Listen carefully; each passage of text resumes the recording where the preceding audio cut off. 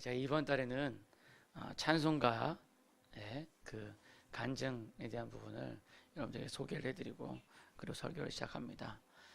왜 그러냐면요, 다음 주에 이제 우리 찬양 경연대회 있거든요.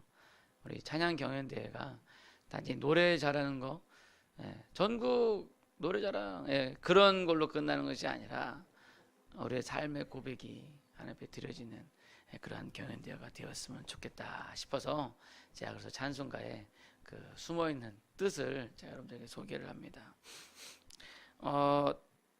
오늘 여러분들에게 소개하고자 하는 찬양은요, 바로 413장 내 평생에 가는 길 순탄하여 라는 찬양인데, 개인적으로 제가 너무나도 좋아하는 찬양이에요.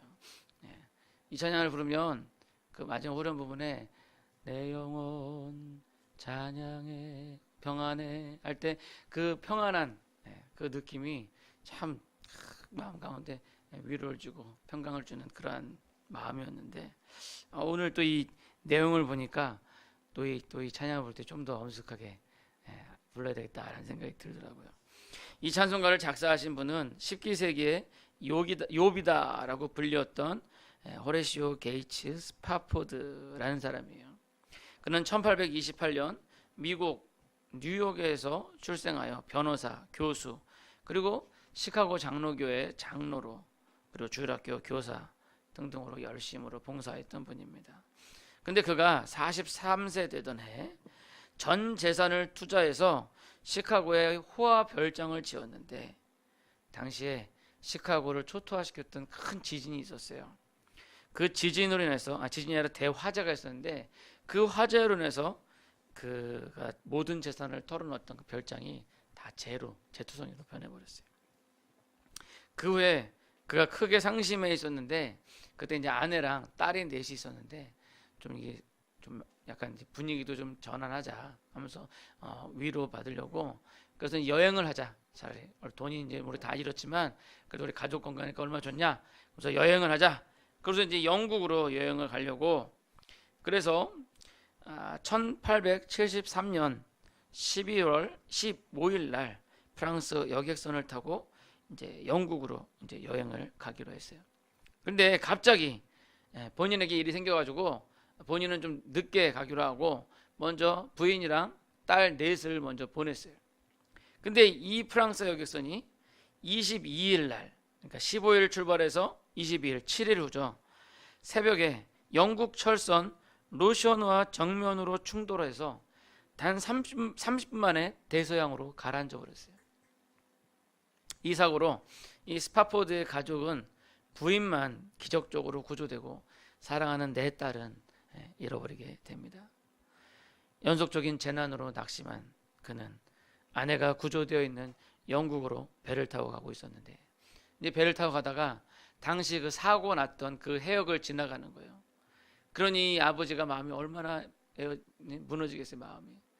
그러니까 그 배에서 바다를 보면서 막 울부짖으면서 우는 거죠. 엉엉 자기 네 딸을 생각하면서 막 울면서 밤새 이렇게 울면서, 그리고는 선실로 돌아와 두 손을 꼭 쥐고 기도하고 성경을 읽으며 위로를 구하다가 시편 23편을 읽는 중에 여호와는 나의 목자시니 내가 부족함이 없으리로다 라는 말씀에 큰 위로를 받고 은혜를 받아 쓴 것이 바로 이 찬송입니다. 이러한 엄청난 슬픔의 체험을 거쳐 바로 이 찬송이 나왔다고 했을 때 우리가 감탄하지 않을 수 없는 거죠. 내 평생에 가는 길 순탄하여 늘 잔잔한 강 같든지 큰 풍파로 무섭고 어렵든지 나의 영혼은 늘 편안해.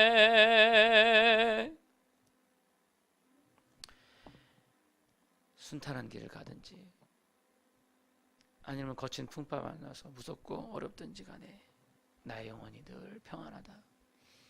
오늘 낮에 말씀드린 것처럼 여호와로 인해서 즐거워할 수 있는, 사실상 오늘 주일 오전 예배 설교와 같은 맥락인 것 같아요. 우리가 너무나도 잘 알고 사랑하는 시편 23편의 말씀, 우리의 목자 되신 우리 하나님을 찬양하는 말씀이죠. 그런데 여러분, 이 시편에 모든 좋은 위로들만 있다고 생각을 하시는데, 이 시편 23편 우리가 기억해야 되는 게 여기 뭐가 있냐면요, 사망의 음침한 골짜기가 있다는 거예요. 사망의 음침한 골짜기. 네? 아니, 사망의 음침한 골짜기. 아니, 이 좋은 시에 왜 사망의 음침한 골짜기를 두었을까? 예수님을 믿는다고 해서 항상 좋은 일만 있고 만사형통한 것이 아닙니다. 이 세상에서 만사형통하고 결국에는 천국에 이르지 못하면 무슨 소용이 있습니까?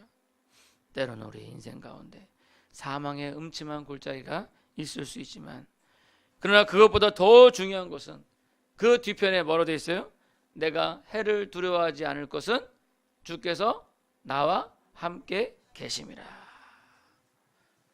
하나님께서 우리와 함께 계시기 때문에 서로 사망의 음침한 골짜기라 하더라도 두려워할 것이 없고 우리 마음 편안하다는 것입니다. 그래서 평생에 가는 길 순탄하고 늘 잔잔한 강 같아도 평안하고, 또 큰 풍파가 일어서 무섭고 어렵더라도 우리 영혼이 편안한 것입니다. 그 이유는 바로 우리 주님께서 우리와 함께 계시기 때문입니다. 바로 주님이 함께 하심으로 오는 그 편안함을 여러분들의 일생 동안 누리시기를 소원합니다. 그리고 시편 23편 마지막에 시편 기자가 고백하는 게 뭐예요? 나의 평생의 선하심과 인자하심이 나를 따르리니. 즉, 그 당시에는 정말로 하나님께서 왜 나에게 이런 시련을 주십니까? 왜 나에게 이런 병을 주십니까? 원망하기도 하고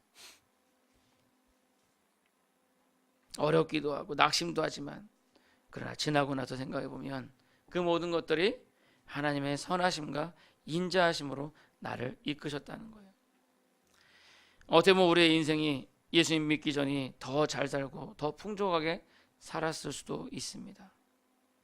그러나 그렇게 예수 없는 삶을 살다가 그렇게 우리의 삶을 마감하였다면 우리는 결국 소망 없는 한 평생만을 살다가 영원한 형벌을 받게 될 것입니다.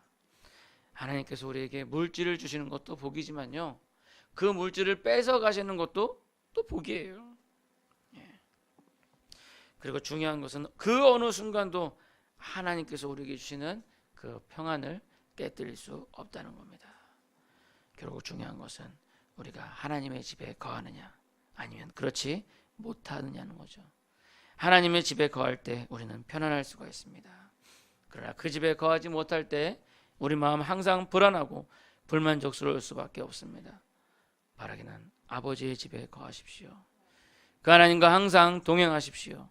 사망의 음침한 골짜기를 다닌다 하여도, 푸른 초장에 누워있다 하더라도 우리 주님께서 동행하시면 여러분들의 마음이 편안할 수 있을 것입니다. 이 편안한 마음으로 우리가 이 찬양을 같이 부를 수 있었으면 좋겠습니다. 이제 말씀을 맺고자 합니다. 찬송가 413장은 스파포드 장로의 신앙의 간증이었지만 이제 단지 그분의 간증이 아니라 이 찬송을 부르는 우리 모두의 간증인 것을 우리가 믿어요. 우리에게 그분과 같은 고난이 우리에게 있는 것은 아니지만 그 기사에 가사에 있는 것처럼 잔잔한 강과 같은 우리 인생이라도, 아니 또는 큰 풍파 같은 우리 인생이라도 우리 마음이 항상 편안한 것은 그 모든 것들을 주관하시는 하나님께서 바로 우리 아버지, 우리의 목자가 되시기 때문입니다. 이러한 고백이 여러분들의 고백이 되고, 이러한 간증이 여러분들의 간증이 되고, 이러한 찬송이 여러분들의 찬송이 되시기를 간절히 소원합니다. 기도하시겠습니다.